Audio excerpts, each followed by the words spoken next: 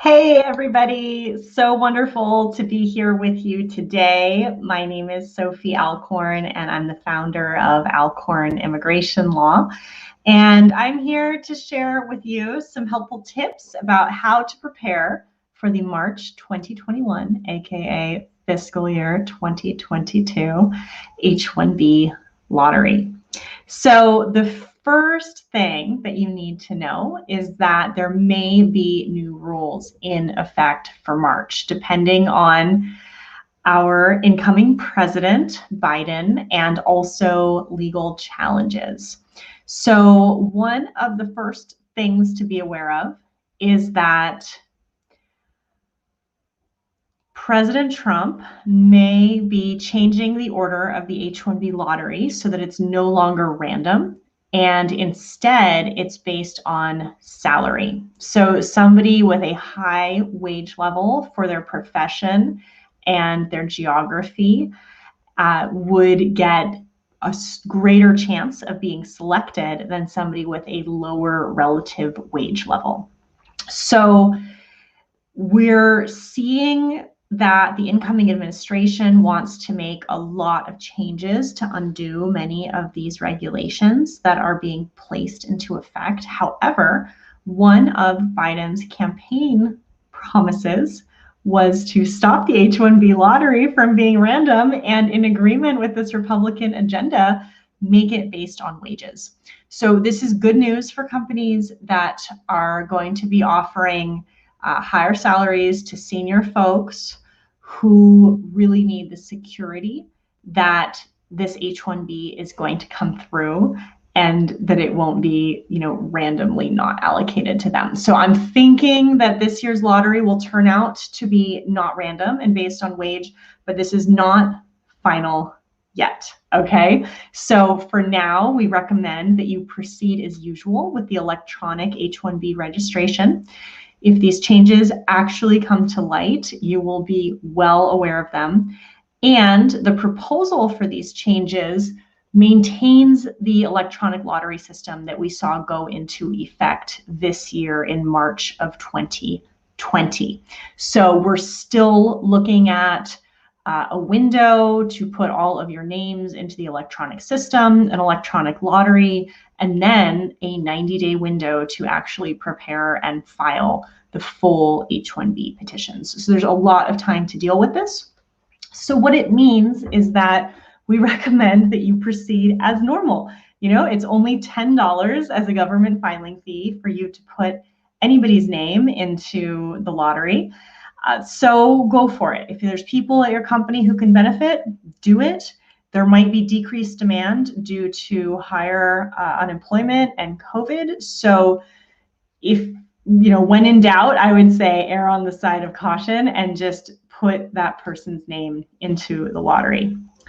Now, some of the other things that we've been seeing in recent months are probably not going to be affecting us by the time spring comes around. So that includes the recent Department of Labor rule on wage level increases. It also includes a Department of Homeland Security rule to restrict the definition of specialty occupation and of employer-employee relationship. It's very likely that the incoming Biden administration will undo those changes that we have seen coming forward in recent months. So for all of that, we just recommend that you proceed as usual. So what does that mean? Well, I've alluded to it. It means that we anticipate the lottery will probably open again on March 1st. You'll need to go into the electronic system. We can support you to take care of this so you don't have to worry about it. That you're basically putting in each candidate at your company and you're paying the $10 fee per person. And then in the meantime, you can either hire an immigration attorney to prepare the full petition in anticipation of the lottery, or you can wait until the person gets selected and then use the 90-day window to get everything ready. But you can start assembling documents. So, we'll need information about your company, about the job that's being offered, about the person who you want to employ. So you can start gathering immigration documents, job descriptions, things of that nature. Now, if you have a brand new company, a tech startup, many of the clients we work with are brand new emerging technology companies. So it's going to be important that you actually have a company, whether it's an LLC or a C Corp, if it's based in Delaware, California, or something else. There may be other factors for which of those you might choose for business and investor purposes, but we need you to have a company, and we need you to have a federal employer identification number, an FEIN number, and then that is what we will use to start getting everything ready with the Labor Department to get you your LCA, which was one of the steps of the process. And if you also want to get really ahead of the game, start talking to your candidates about whether they have any urgent needs to travel outside of the United States in 2021, because if they're already here and they're maintaining status, given the state of COVID in the world, it's probably best to still pursue changes of status this year for anybody inside the United States, and to avoid unnecessary consular processing, visa interview appointments abroad, if a person doesn't have to go that route. We'll also be waiting to see if premium processing is available for that 90-day filing window. So that's another thing that you can look forward to learning more about. And additionally, we're going to have a lot more details for you at our upcoming webinar. It's going to be Wednesday, January 20th, 2021 at 11 a.m. Pacific time. And you'll be able to find the registration information in the description of today's video on YouTube.